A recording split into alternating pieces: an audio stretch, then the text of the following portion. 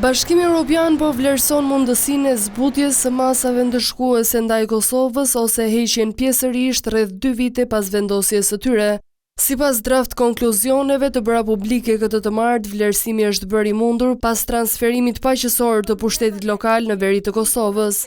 Vendimi do të varet kryesisht nga Komisioni Evropian, ndërsa shtetet anëtare janë të ndarë mes atyre që kundërshtojnë heqjen e masave përpara zgjedhjeve të fundvitit dhe atyre që kërkojnë heqjen e plotë të tyre.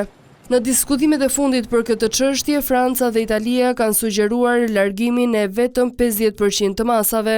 Megjithatë, një gjë e tillë nuk pritet të ndodhë deri përpara zgjedhjeve të parakohshme të 28 dhjetorit. Masat ndaj Kosovës u vendosën në vitin 2023 për shkak të tensioneve në komunat veriore të banuara me shumicë serbe.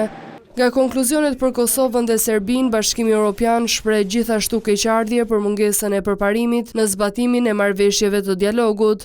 Nga Kosova pritet të nisë themelimi i asociacionit të komunave me shumicë serbe, ndërsa nga Serbia kërkohet njohja e dokumenteve dhe simboleve të Kosovës, ndërprerja e kundërshtimit ndaj anëtarësimit të saj në organizatat ndërkombëtare, si dhe vendosja përpara drejtësisë e personave përgjegjës për dhunën e vitit 2023 në veri.